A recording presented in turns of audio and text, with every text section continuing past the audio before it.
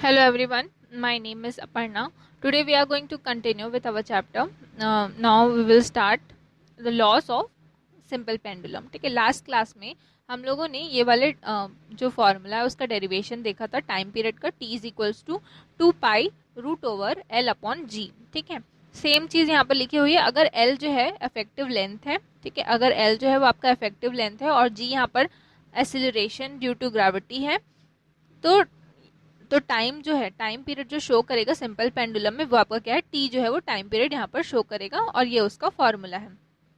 इस फॉर्मूला के बेसिस पे 4 लॉस हैं यहाँ पर सिंपल पेंडुलम के लिए, जो कि यहाँ पर आपको बताए जा रहे हैं। ठीक है, सबसे पहला लॉ ऑफ आइसोक्रोनिज्म। ठीक है, देखिए यहाँ पर क्या है, अगर एल, सबसे पहले देखिए ये जो फॉर्मूला है, ठीक है, ये जो फॉर्मूला है उसमें 2 और पाई क्या है, आपका कांस्टेंट है। पाई की भी आपकी क्या, पाई की आपकी क्या होती है, कांस्टेंट वैल्यू होती है, और 2 की भी आपकी कांस्टेंट, 2 क्या है, कांस्टेंट वैल्यू हुई है, तो 2 भी यहाँ पर वैल्यू है, और पाई भी पाई का भी आपका एक कांस्टेंट वैल्यू होता है, तो 2 और पाई क्या है, कांस्टेंट हो गया। और जी, ठीक है, जी जो है वो अगर हम लोग अर्थ की बात करें तो जी क्या रहेगा, कांस्टेंट ही रहेगा हमेशा। अर्थ के लिए भी जी क्या रहता है, हमेशा कांस्टेंट रहता है। तो अब यहाँ पर क्या वेरी कर रहा है, आपका एल जो है वो वेरी कर रहा है। ठीक है, क्या वेरी कर रहा है, एल जो है वो वेरी कर रहा है।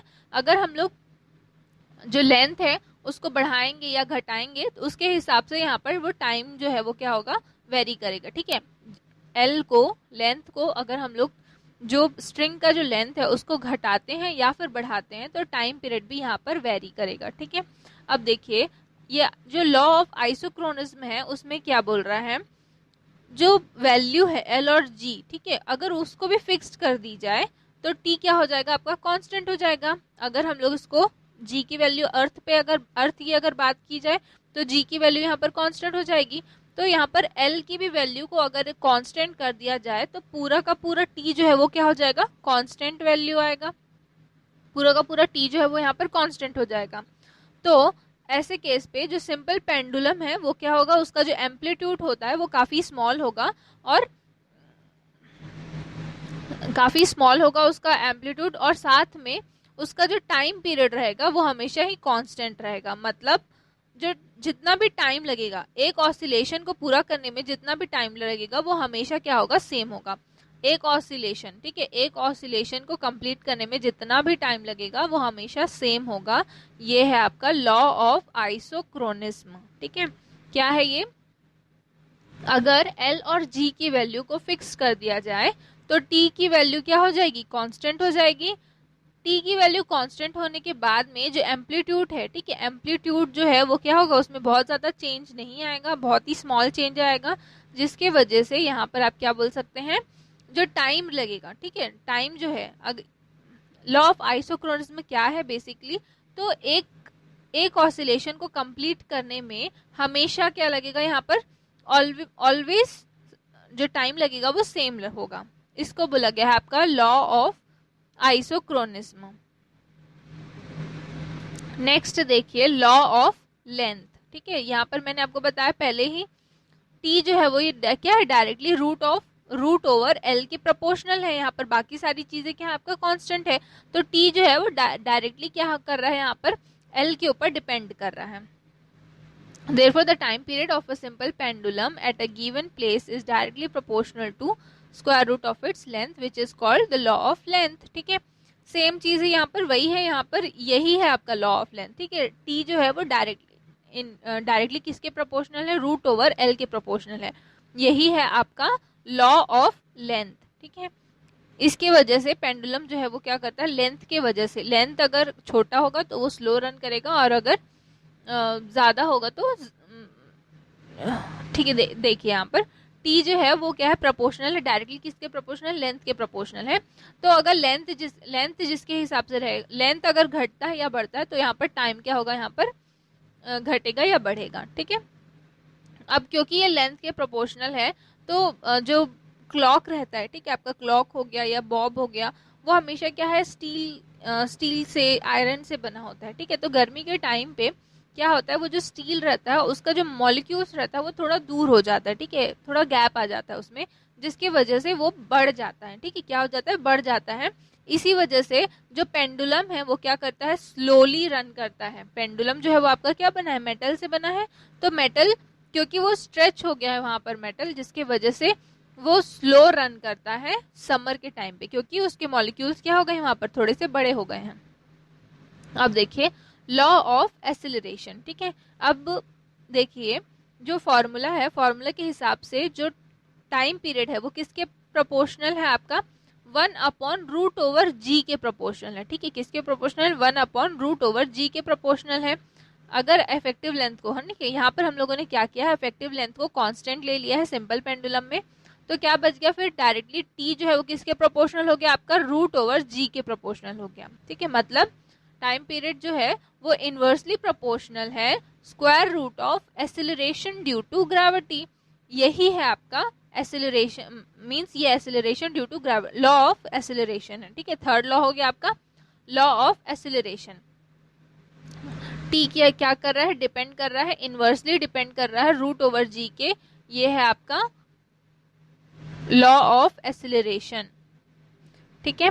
अब देखिए एग्जाम्पल यहाँ पर दिया गया है, the pendulum clock when taken up a hill और down in a mine gets slow because periodic time increases due to increase in the value of G, ठीक है। अब देखिए अगर हम लोग नॉर्मल अपने अर्थ के सरफेस पे है तो जी की वैल्यू क्या रहेगी, कांस्टेंट रहेगी। लेकिन वहीं पर अगर हम लोग किसी पहाड़ पे चले जाते हैं या फिर बहुत ज्यादा अंदर चले जाते हैं, बहुत ज्यादा अंदर चले जाते हैं मीन्स माइंस वगैरह में चले जाते हैं, तो क्या होता है वहां पर जी की वैल्यू वेरी करती है, ठीक है। वहां पर क्या करता है, जी की वैल्यू जो है वो वेरी करती है, जिसकी वजह से आपका टाइम पीरियड भी वहां पर क्या करेगा, वेरी करेगा।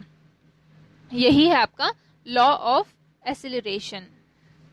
नेक्स्ट है आपका फोर्थ है लॉ ऑफ मास, ठीक है। क्या है आपका fourth law of mass, the time period of a simple pendulum does not depend upon mass of its Bob, this is called law of mass, ठीक है। जो टाइम पीरियड है सिंपल पेंडुलम का, ठीक है, फॉर्मूला में देखिए कहीं पर भी आपको मास की कोई भी वैल्यू नहीं दी हुई है, ठीक है। वहां पर कोई भी मास है ही नहीं, ठीक है।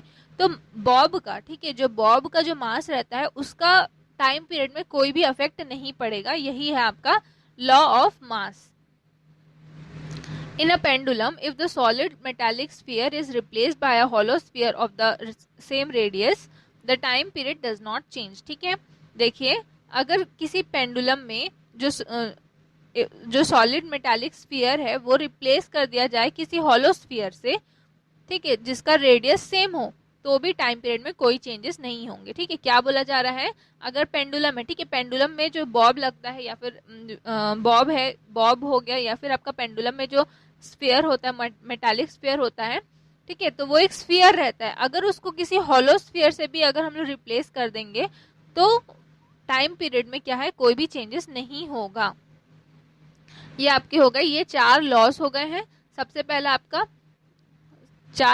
यहाँ पर आपके 4 लॉस हैं। सबसे पहला है आपका लॉ ऑफ आइसोक्रोनिज्म, सेकेंड है लॉ ऑफ लेंथ, थर्ड है लॉ ऑफ एसिलरेशन और फोर्थ है आपका लॉ ऑफ मास, ठीक है।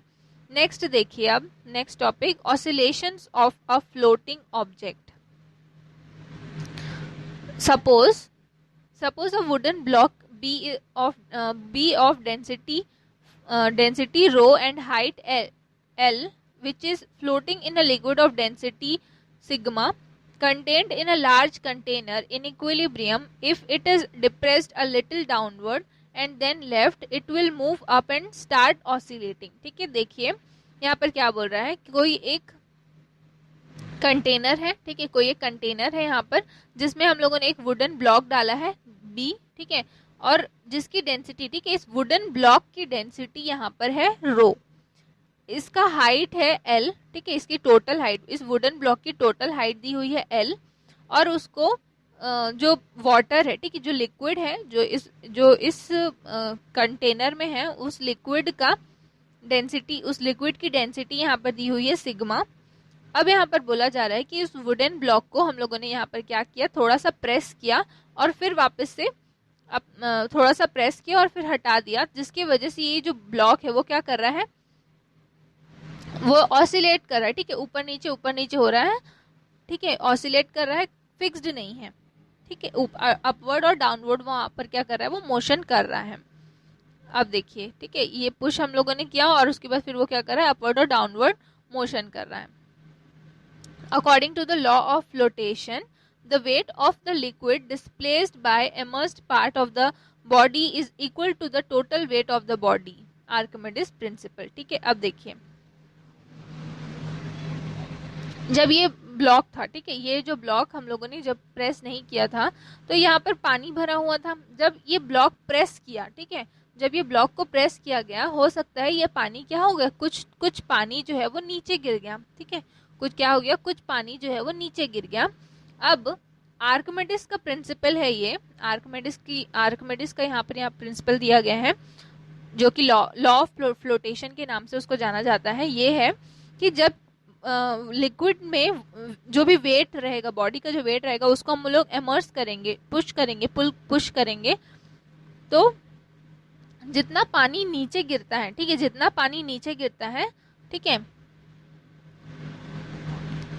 जितना पानी नीचे गिरता है वो क्या होगा, उस बॉडी का टोटल वेट होगा। ठीक है, देखिए, the weight of the liquid displaced bye immersed part of the body is equal to the total weight of the body। ठीक है, जितना पानी जो है वो डिस्प्लेस होगा,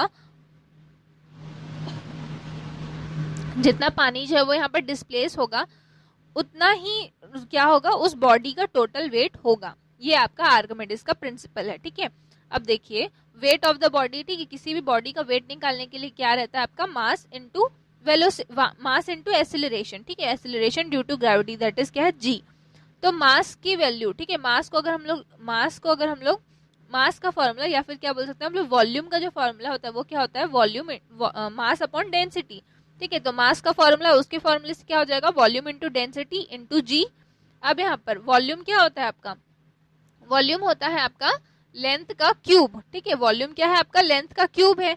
तो आप उसको क्या कर सकते हो, लेंथ के क्यूब को ए के फॉर्म पे भी लिख सकते हो। ए यहाँ पर क्या है, एरिया, और लेंथ मीन्स ये भी मीटर है और ये भी मीटर है, तो क्या हो गया, एल क्यूब हो जाता है यहाँ पर। ठीक है, तो ये क्या हो गया आपका, वॉल्यूम हो गया।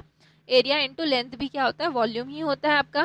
फिर डेंसिटी रो है, ये जी, यहाँ पर जी आ गया। ठीक है, अब कितना वेट डिस्प्लेस हुआ, ठीक है, तो यह हो गया फॉर्मूला उसका, ए एच सिग्मा इंटू जी।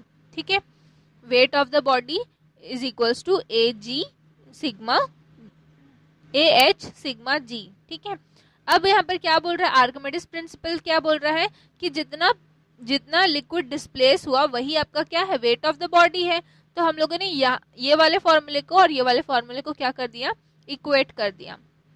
फिर यहाँ पर एल निकाला। ठीक है, सब जो भी चीजें कटी उसको हम लोगों ने काट दिया, जैसे जी और जी कैंसिल हो गया, ए और ए कैंसिल हो गया, तो यहाँ पर क्या बचा, एच सिग्मा, और यहाँ पर बच गया एल और रो। तो ये रो को हम लोगों ने यहाँ पर क्रॉस मल्टीप्लीकेशन कर दिया, तो हमारा फॉर्मूला यहाँ पर बचा L is equals to H rho upon sigma, sorry H sigma upon rho. First equation हो गया। Next, suppose the body is pushed into the liquid through a distance y. Under this case, the weight of the liquid displaced by the length y of the body will provide the restoring force of the body which is given by। ठीक है, अब देखिए, suppose कर लेते हैं कि जो body है उसको पुश किया गया है लिक्विड में, काफी मतलब थोड़े डिस्टेंस से पुश किया गया है, उसको y डिस्टेंस से सपोज कर लेते हैं पुश किया गया है। तो ऐसे केस में जो वेट रहेगा लिक्विड का, ठीक है, वेट ऑफ द लिक्विड जो कि डिस्प्लेस होगा, ठीक है, जितना पानी नीचे गिरेगा उसका जितना वेट होगा, और जो लेंथ होगा, ठीक है, बाय द लेंथ y, ठीक है, जो लेंथ होगा उसका, लेंथ ऑफ द बॉडी होगा, वो क्या होगा, यहाँ पर रीस्टोरिंग फोर्स वहां पर प्रोवाइड करेगा उसको। देखिए क्या बोला जा रहा है, जो जितना भी वेट होगा लिक्विड जो डिस्प्लेस होगा, लिक्विड जो नीचे गिर जाएगा या लिक्विड जो डिस्प्लेस होगा, उसका वेट लेंथ के, ठीक है, लेंथ ऑफ द बॉडी के उसमें क्या करेगा, प्रोवाइड करेगा, यहाँ पर आपको रीस्टोरिंग फोर्स प्रोवाइड करेगा to the body which is given by. ठीक है, यहाँ पर आपका क्या हो रहा है, मतलब एक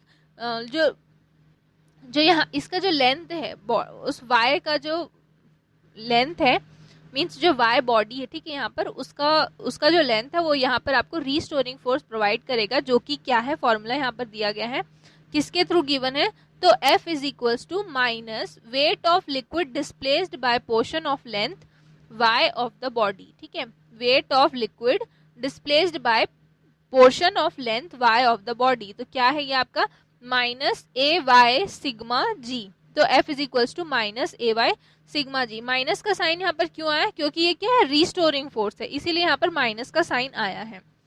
अब सपोज करते हैं इफ अल्फा क्या है, एसिलरेशन है जो कि बॉडी के मोशन से प्रोड्यूस हुआ है। तो अल्फा क्या होता है आपका F upon mass of body. तो F क्या है हमारा माइनस ए वाई सिग्मा जी, यहाँ से हम लोगों ने ऊपर से निकाला। मास ऑफ द बॉडी क्या है आपका ए एल सिग्मा, ठीक है, ए एल सिग्मा आपका क्या है, मास ऑफ द बॉडी है। अब यहाँ पर से हम लोगों ने ए और ए कैंसिल हो गया, आपका जी कैंसिल हो गया, सॉरी ए और एल दोनों यहाँ पर जो ए है वो यहाँ पर कैंसिल हो गया। अब बाकी के जो भी बच गया वो यहाँ पर आपका आ गया acceleration is equals to minus sigma G Y upon rho into L. ये आपका सेकेंड इक्वेशन हो गया। अब ये जो है सिग्मा जी और रो और एल जो है वो क्या है, कांस्टेंट है, ठीक है। ये आपका क्या होगा, कांस्टेंट होगा, क्योंकि जो एक्सेलरेशन ऑफ द मोशन रहता है, ठीक है, acceleration of the motion by the body at any instant of time is directly proportional to the displacement. ये आपका सब क्या है, कांस्टेंट है। आपका जो लिक्विड का जो डेंसिटी रहेगा वो हमेशा कांस्टेंट रहेगा। अगर आप नॉर्मल अर्थ पे रखे हुए हैं पूरी बॉडी को, तो ये क्या होगा, जी भी कांस्टेंट रहेगा। डेंसिटी, वुडन का डेंसिटी भी आपका कांस्टेंट रहेगा। एल, ठीक है, एल यहाँ पर क्या था, लेंथ, वुडन है तो बार बार वो लेंथ छोटा बड़ा हो रहा है, ऐसा तो है नहीं। तो यहाँ पर क्या होगा, ये सारी चीजें यहाँ पर क्या हो गई, कांस्टेंट हो गई इनटू वाई। तो एक्सेलरेशन जो है वो किसके प्रोपोर्शनल हो गया, यहाँ पर वाई के प्रोपोर्शनल हो गया, मतलब डिस्प्लेसमेंट के प्रोपोर्शनल हो गया। ये यहाँ पर आपका लिखा हुआ है। तो मोशन, ठीक है, then motion executed is SHM, क्योंकि वहां पर क्या कर रहा है, जो बॉडी जो है वो मोशन कर रहा है, वो अप एंड डाउन मोशन कर रहा है, मतलब वो क्या है, सिंपल हार्मोनिक मोशन परफॉर्म कर रहा है। तो हम लोग यहाँ पर टाइम पीरियड के फॉर्मूले से निकालेंगे। Time period is equal T is equals to 2 root over displacement upon acceleration. अब देखिए डिस्प्लेसमेंट, यहाँ पर डिस्प्लेसमेंट क्या था, वाई, और एक्सेलरेशन था अल्फा, ठीक है। ये हम लोगों ने थर्ड इक्वेशन ले लिया। अब सेकंड इक्वेशन क्या है यहाँ पर, ये आपका सेकंड इक्वेशन था, ठीक है। सेकंड इक्वेशन से हम लोगों ने यहाँ पर से फॉर्मूला वाई और अल्फा का फॉर्मूला यहाँ पर से निकालने की कोशिश की। तो अल्फा यहाँ पर हमारे दिया हुआ है, यहाँ पर से हम लोग वाई ले लेंगे, ठीक है। वाई ले लेंगे तो ये क्या हो जाएगा, ये पूरा का पूरा इधर चले जाएगा, मीन्स रो और एल ऊपर चले जाएगा, यहाँ पर क्रॉस मल्टीप्लाई होके, और सिग्मा और जी नीचे आ जाएगा, और ये अल्फा नीचे आ जाएगा, जिसके बाद हमको यहाँ पर ये वाला फॉर्मूला जो है वो मिलेगा, ठीक है, ये वाला फॉर्मूला मिलेगा। अब इस जो वैल्यू है, ये y और अल्फा की जो वैल्यू है, इसको हम लोग यहाँ पर थर्ड इक्वेशन में पुट करेंगे। तो क्या आ जाएगा आपका, t is equals to 2 root over rho L upon 2g, ठीक है, 2g ये आपका हो गया फोर्थ इक्वेशन। अब फर्स्ट इक्वेशन से, ठीक है, फर्स्ट इक्वेशन क्या था आपका, L rho upon sigma is equals to H, ठीक है, L rho upon sigma is equals to H, ये आपका फर्स्ट इक्वेशन है। अब फोर्थ इक्वेशन में हम लोग यहाँ पर क्या करेंगे, ये देखिए फोर्थ इक्वेशन में एल रो और जी, ये क्या हो गया यहाँ पर, एल रो और जी ये जो तीनों हैं यहाँ पर, इसको रिप्लेस कर देंगे हम लोग एच से, ठीक है। ये आपका फर्स्ट इक्वेशन था। अब हम फोर्थ इक्वेशन को हम लोग देखेंगे तो यहाँ पर हम लोग को वैल्यूज की मिल जा रही है, तो हम लोग यहाँ पर रिप्लेस कर देंगे उसको एच से। तो आपका फॉर्मूला जो इक्वेशन 4 है वो क्या हो जाएगा, T is equals to 2 root over H upon G, ये हो गया फिफ्थ इक्वेशन आपका। और यही है आपका time period of oscillation of the body depends on the height which is present inside the liquid while floating and not on the total, ठीक है। ये आपका क्या हो गया, आपका ये हो गया आपका फाइनल इक्वेशन जो हम लोगों को यहाँ पर निकालना था। आपका आज के लिए इतना ही, इसके बाद हम लोग नेक्स्ट क्लास पे देखेंगे। Thank you.